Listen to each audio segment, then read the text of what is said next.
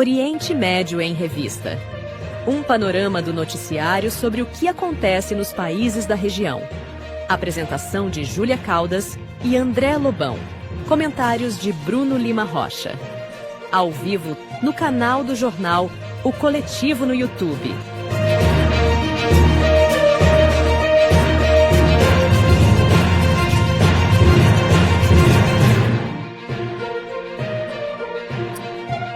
Olá, eu sou Mohamed Ali, comigo está Bruno Lima Rocha Biaclini.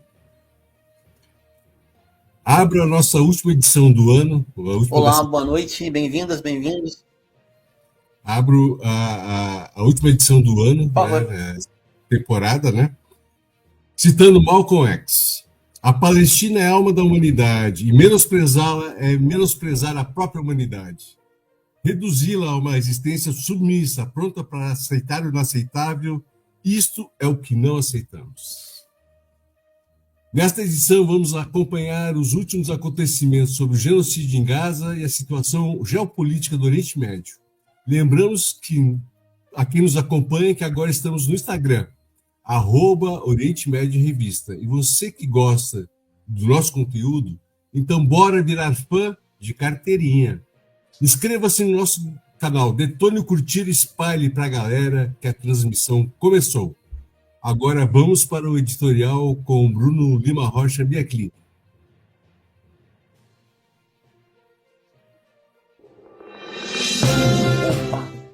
Agora, gente, obrigado. Eu peço desculpas desde já, porque para valer um pouco.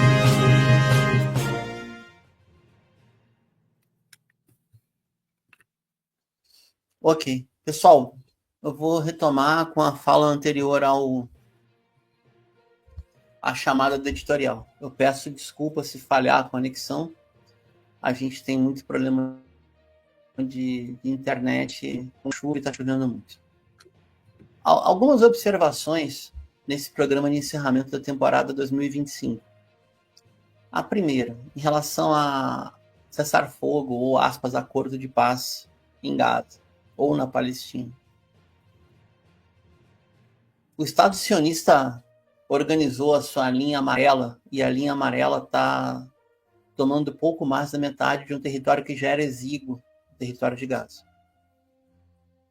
Pela projeção, está em 57% de território roubado pela força dos blindados israelenses financiados pelas bombas e os recursos de apoio dos Estados Unidos e da OTAN.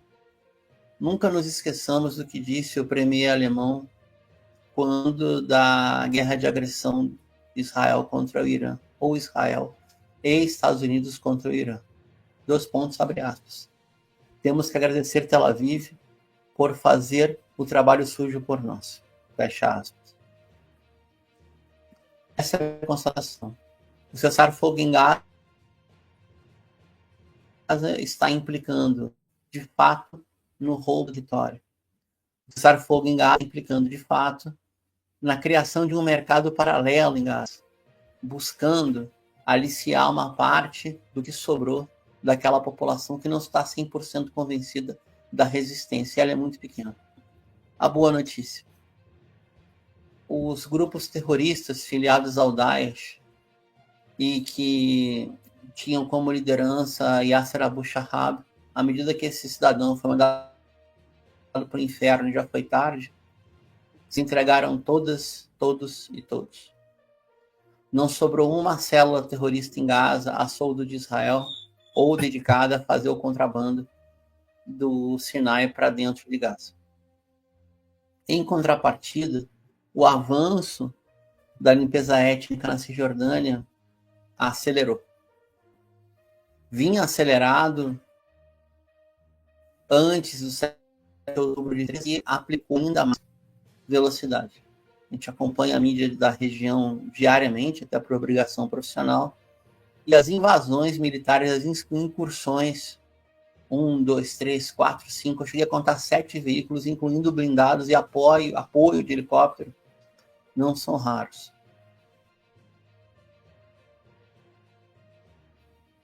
Uma circunstância. Está se completando um ano da tomada de poder pelo HTS, liderado ou aparentemente liderado pelo ex-membro da Al-Qaeda, Al-Jolani, também não é nome de batismo, Al-Jolani, aí já mudou de nome, já fez a barba, já mudou de barba para Casa Branca, já encontrou. Resumo. O Estado sionista tomou 1.500 metros quadrados, não, 1.500 quilômetros quadrados, em torno de Golã, sul da Síria, e está avançando com checkpoints e bases militares. É muita coisa. A população do sul da Síria, incluindo drusos, está enfrentando o avanço israelense.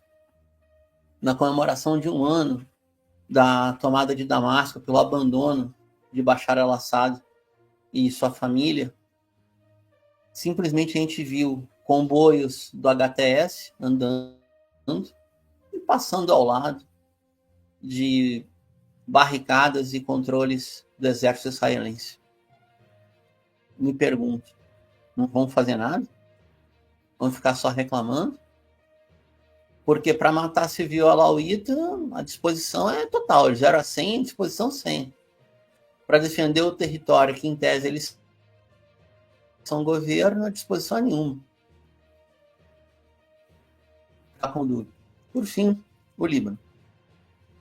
Parece que Beirute tomou, o governo do general Youssef Aoun tomou o mínimo de protocolo e decência e está afirmando 2 situações óbvias. Primeiro, que sem o Hezbollah é impossível defender o território. E segundo, que aparentemente o Hezbollah ainda não voltou a operar no sul do Líbano. Eu me pergunto, para encerrar o editorial, mundo que nos acompanha, afinal, para que o exército libanês ou para as forças armadas libanesas se não defendem o seu território, o seu espaço aéreo, o seu mar territorial? Se por ar, a aviação israelense que quer, incluindo o ataque a Beirute, por terra, voltaram com a zona tampão de 25 quilômetros, vindos da Galileia ocupada, que é a eterna área de invasão, desde a primeira invasão em 78, era vindo, chegando um pouquinho perto do rio Litani, depois volta. Depois invadiram hoje, porque a resistência libanesa, liderada pelo Hezbollah, os expulsou a bala. O gás de Gaza é o mesmo gás do Líbano, é a mesma plataforma continental. Israel rouba o gás de Gaza, da Palestina. Israel rouba o gás do Líbano, na costa libanesa. Essa é a Marinha Fenícia, a gloriosa Marinha Fenícia, dessa cor aqui, ó. Essa era a cor da bandeira fenícia. Para quê? Enfim, a gente vai ter um longo ano pela frente e com uma nova decisão da Casa Branca sob o governo Trump II e com o seu secretário de Estado muito voltado para a América Latina, que é Marco Rubio. Parece que Washington vai se concentrar na Ásia, na frente Ásia-Pacífico, instigando a China através de países que são ocupados militarmente pelos Estados Unidos, como o Japão e a Coreia do Sul, especialmente o Japão agora. Também para uma colônia avançada anglo-saxã, que é a Austrália, e na América Latina. Para a Ásia Ocidental, que o inimigo chama de Oriente Médio, eu encerro com isso, a ideia, eu acredito que não vai funcionar, né? É criar uma contenção com as monarquias absolutistas, com algumas com uma aliança mais escancarada com o Estado sionista, como é o caso dos Emirados, outra mais tímida, como é o caso da Arábia Saudita. Ao mesmo tempo, tentar criar uma contenção unitária no tal bloco sunita, algo que não aconteceu, porque a Turquia jamais vai fechar 100% com ninguém, a não ser consigo mesmo. E não se descarta algum ataque, aspas, cirúrgico ao Irã, que é o grande adversário, e a presença constante, permanente, com agressão militar ao Líbano, à Síria e à Palestina e ao Iêmen. Essa é constante para o ano que vem, talvez com menor incidência direta dos Estados Unidos, se quando Netanyahu sobreviver politicamente. Já pediu perdão pelos seus crimes, não de lesa humanidade, que isso ele é aplaudido em Israel, A sociedade sionista doente aplaude o criminoso e genocida. Mas é aquilo, né, Mohamed? Para encerrar, né? Matar criança palestina, eles não se incomodam. Roubar o tesouro do Estado colonial é um grande... Todo seu. É só uma observação, Bruno. Peter Hegseth agora está fazendo a mesma coisa, né? Está copiando Israel. Está matando por matar, né? A América do Sul que se cuide, porque, né, esses protocolos e atitudes de Israel estão sendo copiados, estão sendo lançados para nós latino-americanos, né? Oxalá as coisas mudem e as coisas fiquem melhores em 2026. Muito difícil, mas tomara, né? Bom, gente, vamos começar então. Há 15 dias, milhares de israelenses fizeram fila para para agendamento e obtenção da cidadania portuguesa. O evento de um dia organizado pela Embaixada Portuguesa atrai multidões em meio à crescente demanda por passaportes da União Europeia entre israelenses. O aumento no número de pedidos de cidadania por parte de israelenses começou depois que Portugal aprovou sua lei do retorno em 2015, permitindo que os descendentes de judeus safarditas portugueses afetados pela Inquisição do século XVI solicitassem a nacionalidade. A notícia da oportunidade se espalhou rapidamente, atraindo muito mais pessoas do que o local podia acomodar confortavelmente. Com fila de espera durante todo o dia, muitos chegaram antes do amanhecer, na esperança de conseguir uma vaga, enquanto outros desistiram ao ver a imensa fila de espera. A cidadania portuguesa exerce um grande fascínio entre os israelenses, incluindo a liberdade de circulação proporcionada por um passaporte da União Europeia. Portugal tem impostos e custos de vida mais baixos que Israel, embora seus níveis de renda também sejam proporcionalmente menores. Alguns israelenses são atraídos pelas taxas de admissão mais flexíveis em universidades públicas na Europa e pelo custo da matrícula mais baixo para cidadãos da União Europeia.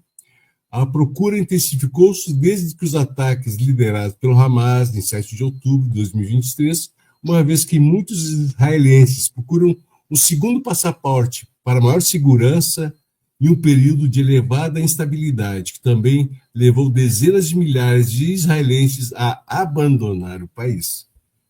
Comentários, Bruno?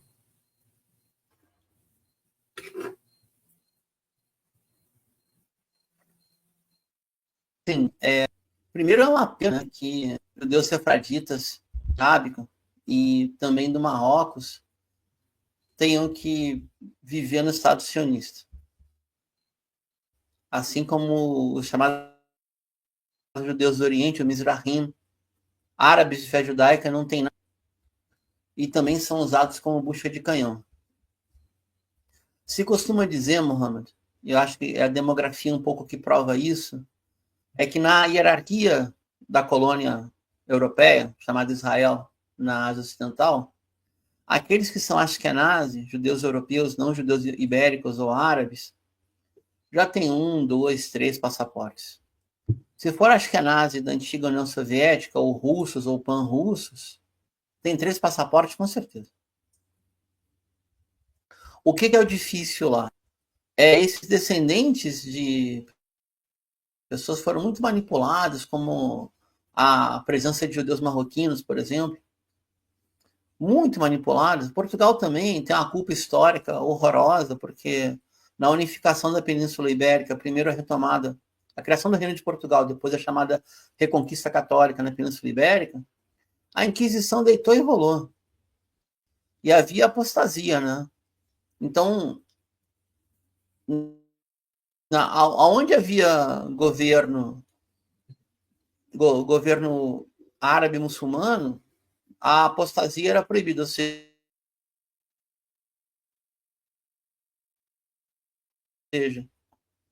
de um poder executivo, de um reinado executivo absolutista junto do Vaticano, aí era fogueira para todo mundo. Portugal tem essa culpa histórica dos chamados cristãos novos. Tem, é verdade. E aí, no século XXI, a gente tem essa condição, né? Para encerrar o comentário. Aqueles que têm muito recurso financeiro e têm passaporte israelense costumam ter 1, 2 ou 3 passaportes. Não é incomum ter um passaporte anglo-saxão, unitário, europeu e um israelense. Isso não é incomum. Mas tu tem uma classe média baixa, uma classe trabalhadora da colônia, que é a bucha de canhão das Forças Armadas, por exemplo, que é a bucha de canhão da direita interna, nesse século XXI, e que parece que a ficha está caindo. E que é importante ter um recuo, né? Fugir do país inventado. Para fechar, Mohamed, no auge da Guerra de 12 Dias, quando Israel ataca o Irã e tem a resposta, o governo Netanyahu proibiu a saída do país. Fechou os aeroportos civis, proibiu a saída do país. Sabe quem conseguia sair? Os milionários que saíam em lanchas privadas para a ilha do Chipre. Para a base, os muito ricos, para a base naval britânica. Então, é um sintoma, né? Quem vai querer morar num território que, além de ter um problema inflacionário gravíssimo, vive de e para, através do vídeo constante, da limpeza. Não é alienação que pague isso. E aí você tem a chance de ir para a Europa, ter a escola pública, saúde pública, segundo emprego. Por mais que seja difícil a condição de vida, proporcionalmente ela é muito menos pior do que viver no Estado sionista. É como me parece, pelo menos. Uma das coisas Quer que me comentar ou eu pergunto... sigo na notícia aqui? Você que sabe. Não, só vou comentar rapidinho. Uma das coisas que, por exemplo, nós soubemos da Inquisição, né? Que foi forçado muitos judeus a se converterem, né? Os Pereira, Oliveira, né? E temos muitos Pereiras e Oliveiras aqui no Brasil, né? Será que eles vão também ter direito a fazer seu passaporte? Porque foram forçados. A Inquisição foi brutal com os judeus da Península Ibérica. Eles fugiam, né, para se refugiar da dominação árabe. Então, Portugal deveria, né, se é para os safarditas, né, os safarditas que se converteram ao cristianismo e vieram para o Brasil deveriam também ter o direito ao retorno e ter passaporte da União Europeia. Eu quero a Europa invadida por latino-americanos, por brasileiros, porque eles exploraram demais a América do Sul. Correto? Bruno. Verdade, boa. Bom, o sobrenome materno, Lima Rocha, também tem São Novo. Exato, isso aí. Vou pedir também. De planta, palmeira, né? Boa ideia. Vamos lá. Eu leio e o Mohamed comenta. Isso. Fuga de cérebros dentro do Estado de identidade sionista.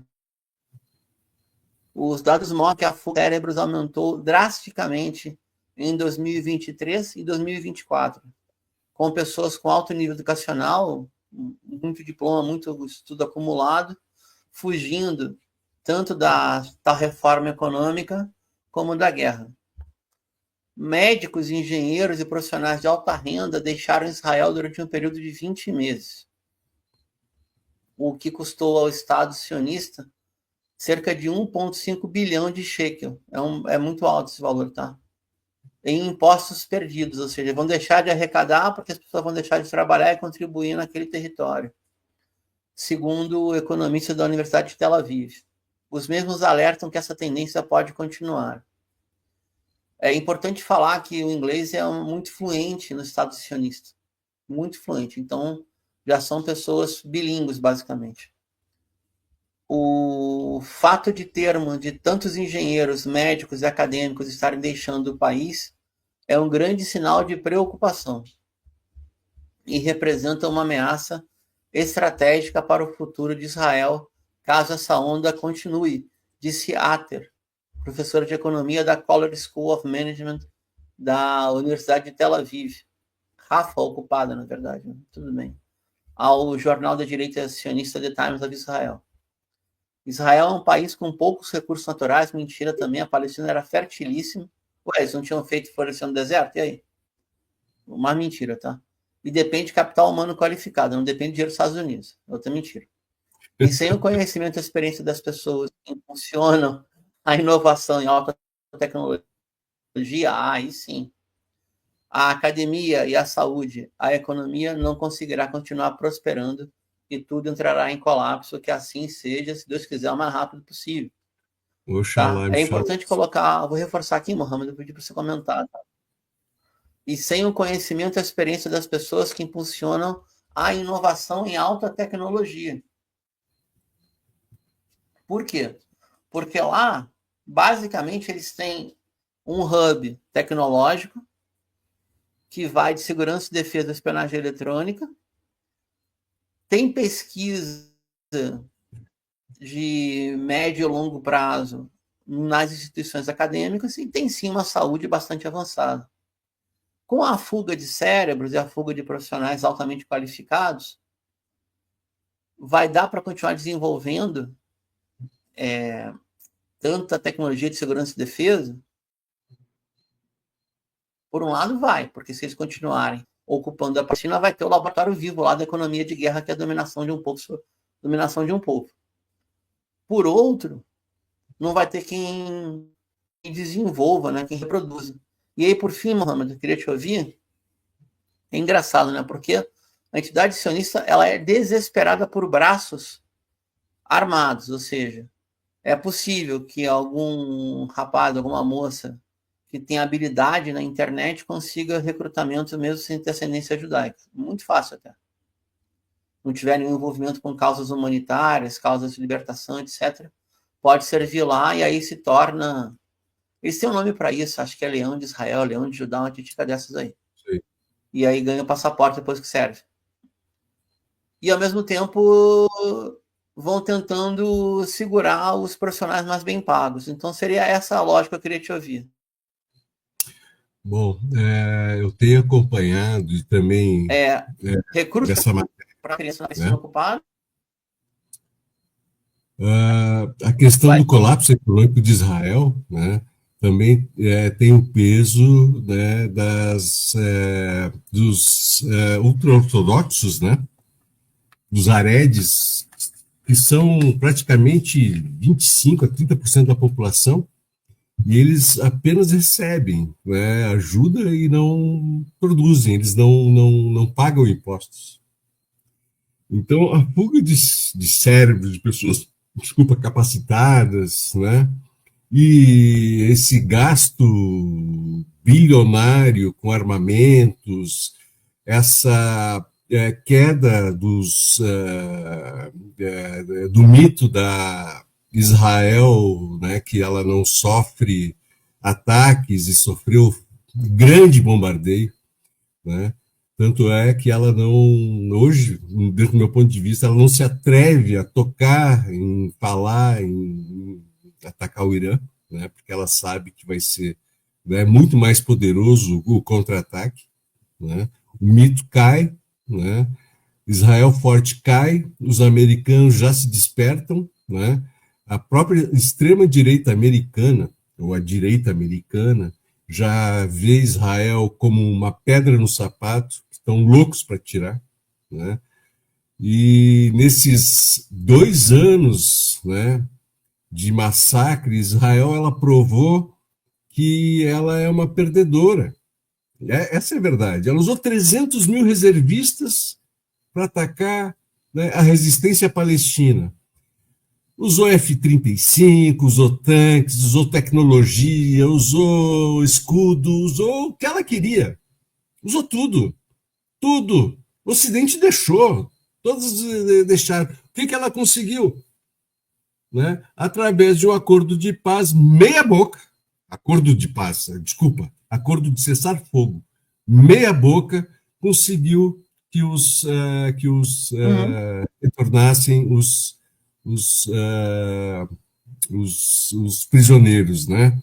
Que todos eles são, né, reservistas também, né? Os que estavam com a resistência palestina. Então, isso prova que Israel ela é fraca. Ela é fraca. Hoje, Israel, né, todos esses mitos desabaram. Israel é perdedora. Desfila vitórias da Síria. A Síria não está resolvida. Né? No Líbano não está resolvido. Ela canta como quem conquistou, não conquistou nada. Ela oprime, ela mata civil, ela cerca. Hoje, lá, o chefe do Estado-Maior lá da IDF disse que a nova fronteira de Israel é linha amarela. É ridículo, é ridículo. Né? Para concluir, né, a fuga de pessoas, de cérebros, de conhecimento, de alta tecnologia, ela é mais do que natural. Até porque quem é laico, né, quem ele é, né, secular, não vai mais conseguir viver num país tão radicalizado, né, com o sionismo religioso e esse fanatismo que mata pessoas à torto e direito, que genocida. Né? Um médico, né, um advogado, um engenheiro vai morar num país genocida para ser chamado de genocida no exterior? Não, isso não vai mais acontecer. Né? Mas vamos lá. Vamos exibir agora um vídeo enviado pelo escritor Mushir El-Far, autor do livro When the Sky Rained with Fire, tradução livre, quando o céu despejou fogo branco, né? Que deve ser o fósforo branco. Ele enviou para o 16º Encontro Nacional de Pós-Graduação e Pesquisa em Geografia com o tema Geografia em um Mundo em Crise, promovida pela Universidade Federal do Amapá, Unifap,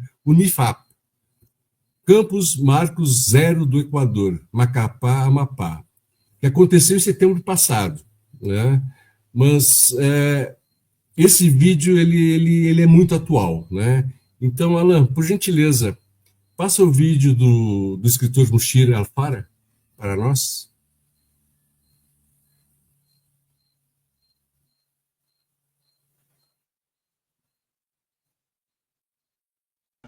Dear comrades, it gives me great honor to address your conference.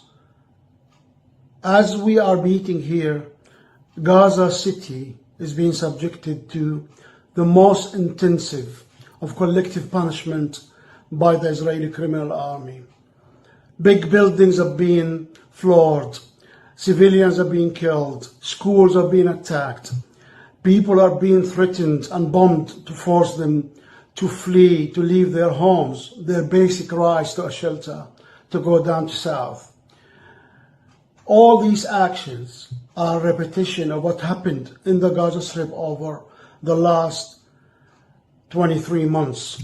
The destruction of Rafah, the destruction of Khan Yunis, of the eastern province of Khan Yunis, Khuza'a, Basan and Bani Saila, the destruction of towns in the north, Beit Hanun, Beit Lahia, Jabalia, attacks on healthcare facilities, hospitals, killing of paramedics, preventing medical crews from reaching the injured, preventing evacuation of the injured who are in thousands. All these crimes and more, attacks on journalists, attacks on civil defense forces, force workers. 249 journalists were killed while they were wearing their vests in a clear evidence of who they are. And the civil defense workers, 149, were killed while trying to attend to buildings that were bombed by the Israeli jet fighters and trying to get civilians from under the rubble.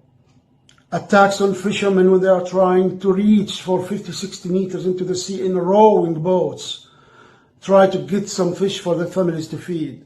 Use of humanitarian aid and commercial lorries, stopping commercial lorries from entering the Gaza Strip to advance military targets. All what I'm describing here amount to genocide, because genocide is not only mass killings of over 65,000 Palestinians until now, but the collective attacks on infrastructure in the Gaza Strip. And I would like to quote a recent report by two very credible Israeli human rights organizations, B'Tselem and Physicians for Human Rights Israel, in which they say that what Israel is doing is genocide in the Gaza Strip, and it has been done since the start of the war, with all the statements of top officials in the Israeli government that they are intending to wipe out the population of the Gaza Strip. So this is in view of the two Israeli human rights organizations is genocide, and what I mentioned earlier forms part of it. The Palestinians are fighting for their freedom, for their struggle, well before, struggling for freedom well before the 7th of October. For 77 years, we are denied all the human rights, the basic human rights that everybody enjoys and assumes that they will happen spontaneously. Ethnic cleansing started in the 1948 with the forcing 750,000 Palestinians to leave 532 villages under massacres, under arms, under fire. And then the continuation of the occupation, the torture, the theft of land, the theft of water, the pollution of our water, the imprisonment of over a million Palestinians since 1967, restrictions to our travel. It has started all, the killing as well, started all well before the 7th of October. We know that. But sadly, the media in the West and regimes in the West are trying to say otherwise. The Palestinians are fighting for peace, the Palestinians are fighting for justice, and I believe strongly that our struggle is part of the struggle of the people of the Amazon, who are subjected to exploitation by the multinational corporations. And why I say that is because those multinational corporations are the same corporations which are investing in weapons factories in the West, those weapons that are tearing the bodies of our children, our babies. So I believe it's a united struggle against exploitation, against accumulation of capital. That is all what they care about, Western regimes and multinational corporations. And they don't care if they stampede over people of the Amazon or people of Africa or Asia or Palestine. I really feel that the cries for freedom that will be coming from the New York Conference, the cries for justice for the people of the Amazon, the cries for justice for the people anywhere in the world, for African farmers who are being exploited by big companies, for Brazilian people who are being exploited by big capital, and for the Asians, for anyone, is part of my struggle, part of the Palestinian struggle. For the sake of over 20,000 Palestinian children who were killed viciously in this genocide, in Israeli genocide, and sadly more than 4,500 are amputees. How are they going to face life? For their sake, for the sake of all the oppressed people, we say enough is enough of this capitalist, imperialist, vicious attack on people wherever they are in the world under pretense of protecting human rights and democracy, because what they are supporting in Palestine is genocide. What they are supporting everywhere in the world is exploitation and collective punishment of the people, which are basically war crimes in the eyes of the international law and in the eyes of human rights convention, which the conventions which Israel and the West has rendered irrelevant. I salute you. I wish you all the success in your conference, and I say that the darkest of nights are followed by the dawn, and the dawn of the Palestinians and the dawn of all oppressed, including the people of Amazon, will no doubt come, and justice will prevail, and with justice we will also prevail. Thank you very much. Esse foi o escritor do livro, né, o morador de casa, escritor Muslihir El-Fara. Né? O livro When the Sky Reached Whitefire. Né? O livro que ele escreveu, né?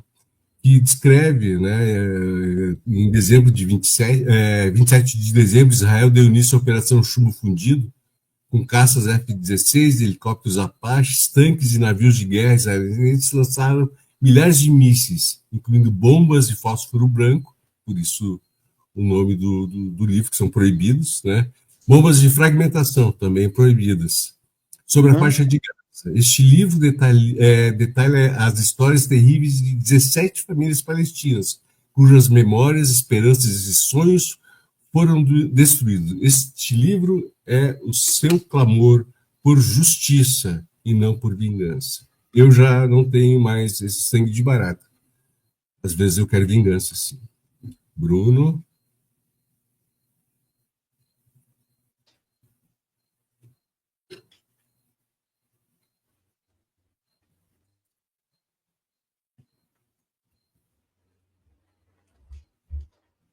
Pois é. Mohamed, você me escuta?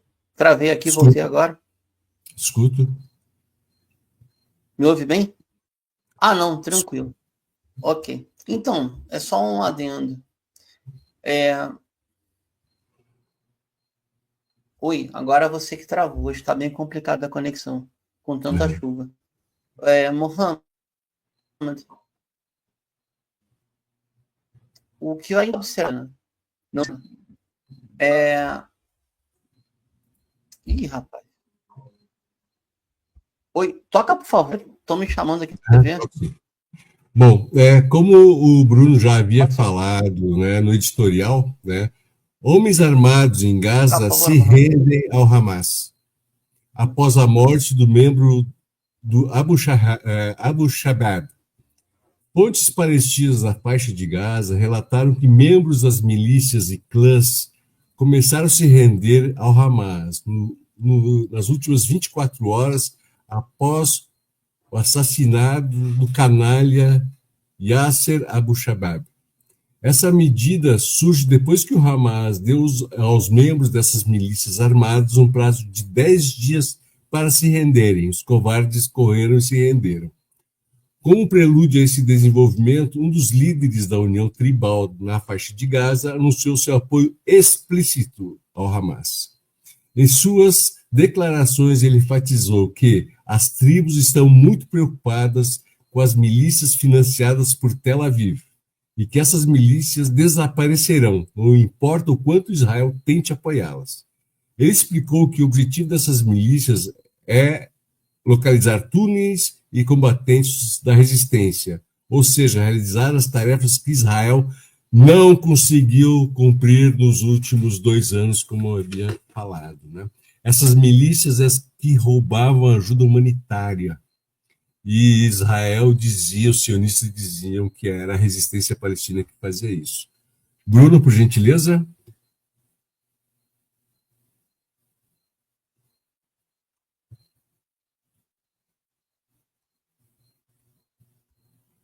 Algum comentário? Vou tentar comentar aqui, Mohamed. Uhum. Oi, vou tentar só comentar.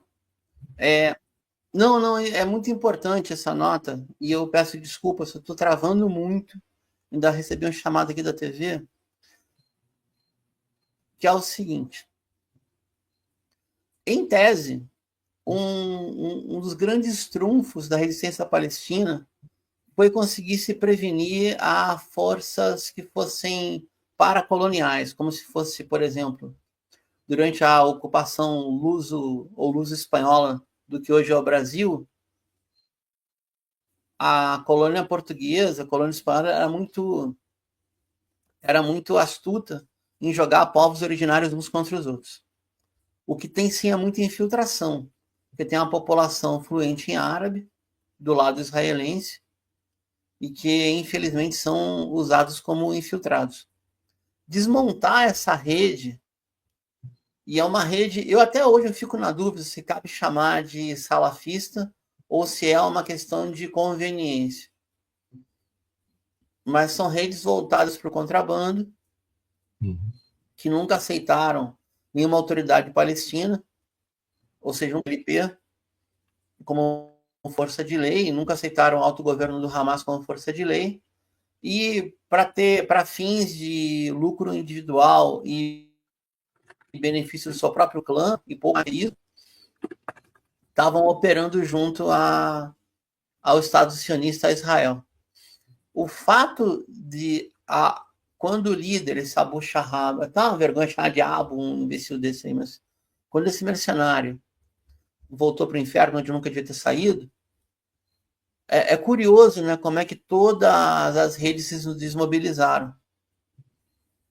E parece que, além de ter sido uma grande vitória, não é nem tática, estratégica, uma vitória fundamental de não permitir uma quinta coluna nos escombros de Gaza, eu termino com isso, também é meio que uma lição para que Israel aprenda que não pode manipular ao bel prazer como bem entender a população palestina.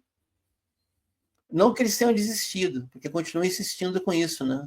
Porque permitem o ingresso dentro de Gaza de bens comercializáveis, quando a circulação de dinheiro não chega a 5% da população. Essa aqui é a meta. Você não, eles não conseguiram com as gangues terroristas e sabotagem, agora vão tentar com a formação de um mercado paralelo, aliciando pessoas no desespero das suas necessidades. Obviamente, todo mundo que faz o contrabando enriquece, então não nos iludamos. Oficiais do exército sionista enriquecem, fazem vista grossa para contrabando, aliciam militares egípcios nos portões de Rafah para isso também, colocam gangues no Sinai. O Sinai é perigosíssimo para trabalhar no sentido da expropriação de turista, por exemplo, ou do contrabando, e mais do que isso, para fechar o comentário mesmo. O Sinai costuma ser uma região com muita presença salafista. A complementariedade dessas redes salafistas com os contrabandistas de Gaza não é nenhuma coincidência. Nenhuma. E aí o governo egípcio fica brabo, né? Porque é inimigo estratégico do governo do general Sisi. Também não serve para nada, também não vale nada, mas na briga entre os países, o general Sisi abriu. Acaba que é conveniente isso também, de não permitir a presença ampliada de redes que acabam sendo pró-Israel. Mohammed, acompanhando um pouco, não é Al Jazeera não, tá? Nesse pecado Al Jazeera não cometeu, esse não, pelo menos. Mas acompanhando um pouco algumas TVs das monarquias árabes, a descrição desse abuso é muito dura, sabe? Ela sei lá, é da estatura moral de um Hugo Mota da vida. É muito perigoso isso. Deu para superar isso daí.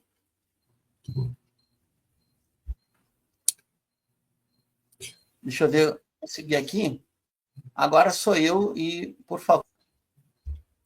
Netanyahu afirma que a primeira fase da trégua em Gaza está quase concluída.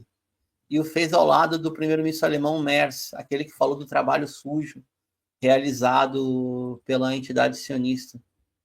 Em coletiva de imprensa conjunta com o chanceler visitante, lembrando que na Alemanha é proibido portar bandeira palestina em público, o primeiro-ministro disse que discutirá a segunda fase, aspas, mais difícil, e vai discutir com o Trump, ainda assim. Também rejeitou a criação de um Estado palestino e que não vai abandonar a política em troca de um indulto. Qualquer semelhança dele com o Bolsonaro é nenhuma coincidência. Tá? Aspas sobre Netanyahu. Obviamente, temos um ponto de vista distinto, porque o objetivo de um Estado palestino é destruir o único Estado judeu, disse Netanyahu. Eles, os palestinos, já tinham um Estado em Gaza, um Estado de facto, e ele foi usado para tentar destruir o único Estado judeu e segue essa esparrela. Rapaz, é difícil. Mohammed, queria te ouvir, por favor. Ele falou isso ao lado do Merz, né? Que eu gosto de chamar de Merz. Isso aí. O Merz, ele poderia ter dito, né, que sim, né, eu te entendo, a gente deu o gueto de Varsóvia para vocês, era um Estado judeu, né? Por que não desenvolveu lá um Estado no gueto de Varsóvia? Ou, quem sabe, um Estado judeu em Auschwitz, em Treblinka, né? Falar que Gaza é um Estado palestino, isso é ridículo. Isso é mais ridículo do que contar piada, né, racista, né, de estereótipo e coisa. É uma palhaçada dizer que Gaza era um Estado palestino. Eles que o Hamas ele venceu as eleições palestinas, só que foram de acordo, né, em derrubar, né, apoiar praticamente uma guerra civil dentro da Palestina entre o Fatah e o Hamas, né? Isolaram o Hamas, isolaram toda a Gaza, né? Tudo depende, não há fronteira livre. Então, como vai falar de um Estado? Isso é ridículo, isso é mais ridículo que qualquer coisa. E eu acho que o Merz se sentiu também à vontade, né? Muita vontade, ele não sentiu problema com a paisagem, né? Como ele sentiu aqui no Brasil, dizendo que o Brasil era um país feio, né? Porque ele voltou ao país mais bonito que a Alemanha, ele deve ter achado Israel linda, ao lado de genocidas, né? Ao lado de devastação de Gaza.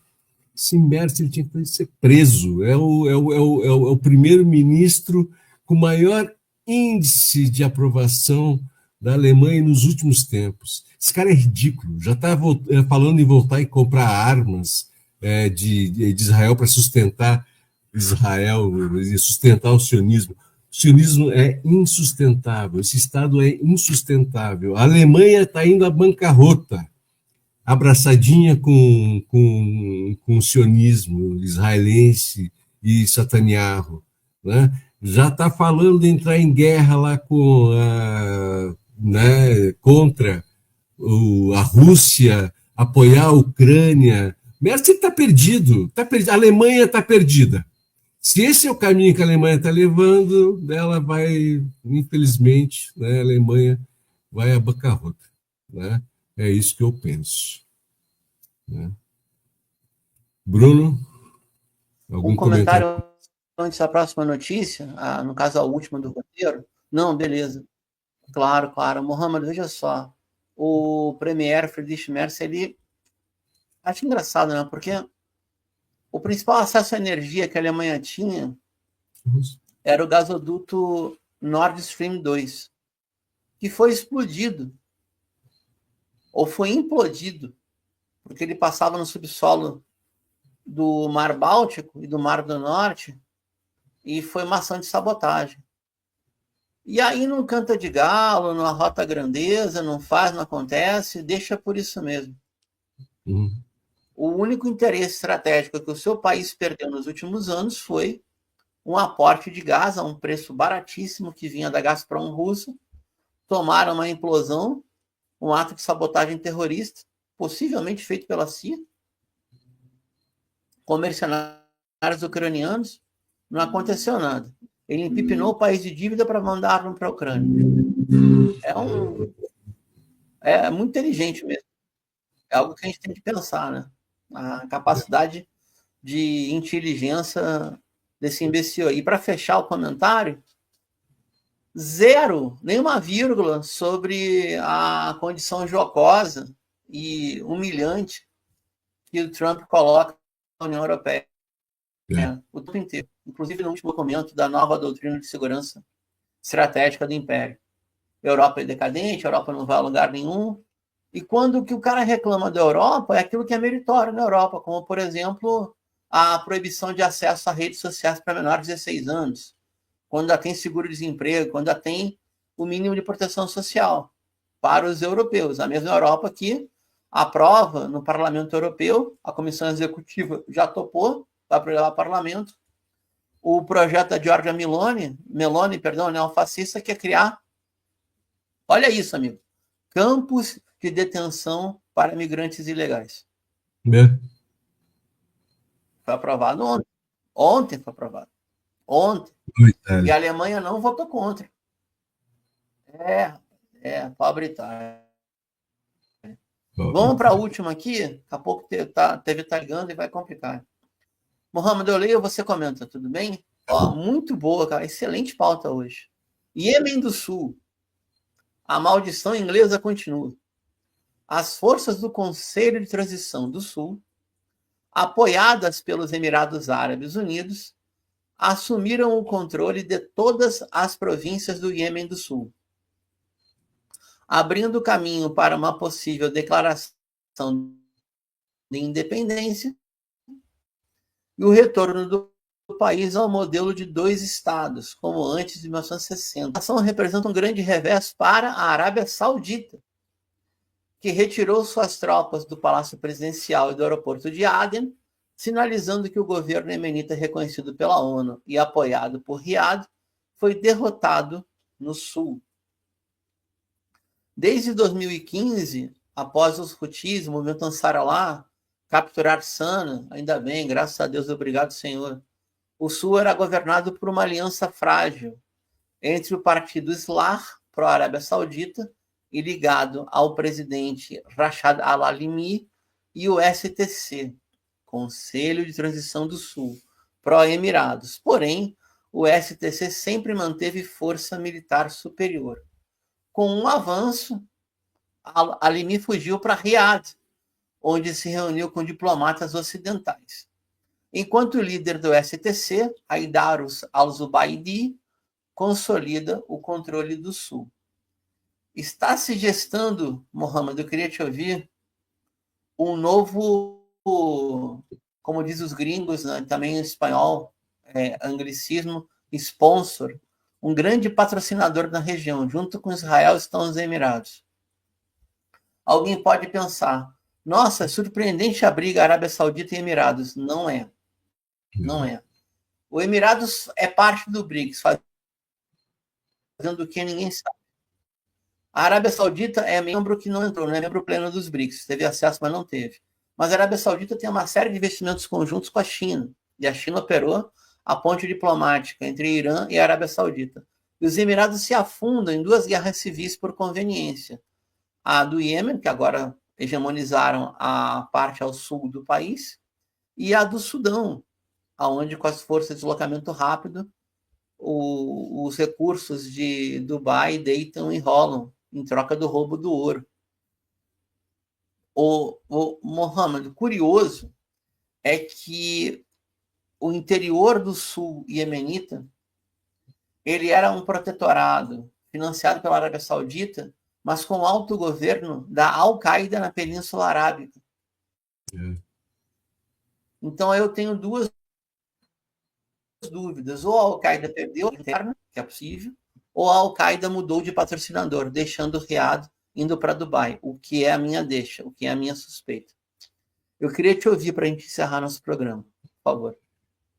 Bom, a gente vê que a estabilidade do Iêmen só está em um lugar, né, que são os Houthis, onde o povo treme suas bandeiras e tem a sua soberania intocável pelos outros interesses dos países do Golfo Pérsico, né? A Arábia Saudita foi, né, que se meter lá se deu mal, Emirados da mesma forma, né? Então só tem os Houthis soberanos nos Emirados Árabes. A outra parte dos Emirados, que era dividida entre 2 facções, uma pró-Arábia Saudita e outra pró-Emirados Árabes, né, se esfacelou. Se esfacelou por um motivo, e esse motivo é ataque direto aos Houthis novamente. Eles estão pegando essa parte ali, a divisão do Sul, uma independência do Sul, estão influenciando o Sudão, estão pegando os Emirados Árabes, influenciando o Sudão. O Emirados Árabes fez um aeroporto no meio do Mar Vermelho, né? Tudo articulado, tudo desenhado, tudo costurado, pró-sionismo, pró-Israel. O que os Emirados faz é o que Israel faz. Não, o que o Emirados fará é o que Israel também faria. Então, é a mesma política.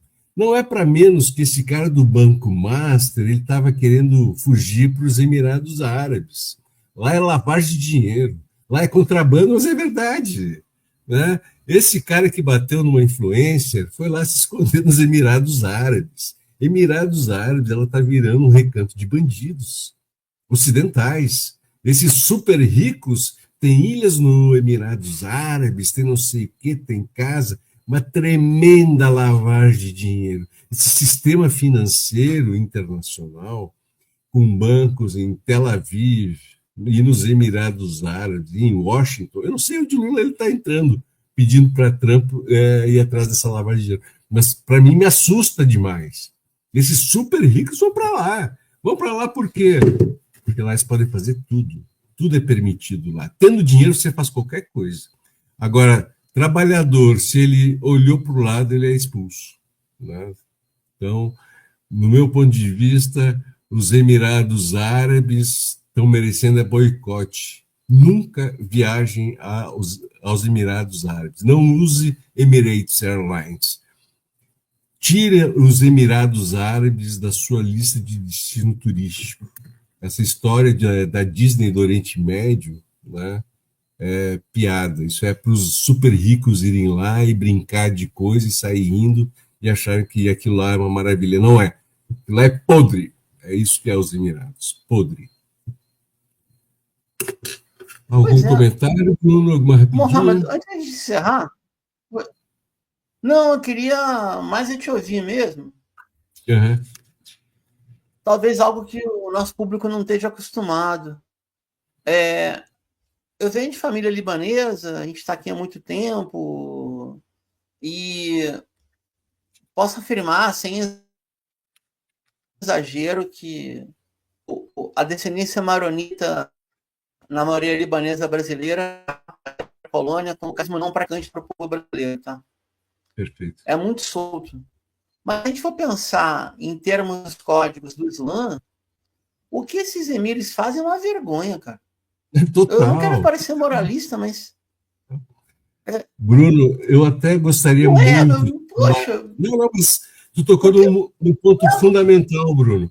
Seria muito interessante a gente falar um especial de religiões. Seria muito legal a gente fazer um especial de religiões, inclusive trazer algum sheik, algum, né, padre, né, o rabino, mas a gente falar essas coisas, né? Porque o que eu vejo é tanta similaridade entre as religiões que quando falam nas diferenças eu dou risada. Bruno, é espantosa a similaridade, né? E transformar as coisas em tão exóticas. E a gente vê o Líbano, né, com os maronitas, com os drusos, com os alauítas, com os xiitas, com esse tecido tão rico e interessante com os judeus. Saíram. Israel estragou a vida deles, né? Esse tecido é múltiplo na Síria, no Iraque, ele é múltiplo em todos os países. Só que essa questão de sunita, né, xiita, alauíta, salafista, isso é para causar confusão, porque eles tocam nesses interesses, né? Interesses políticos, geopolíticos e econômicos, e usam esses nomes para criar conflitos e desinformação.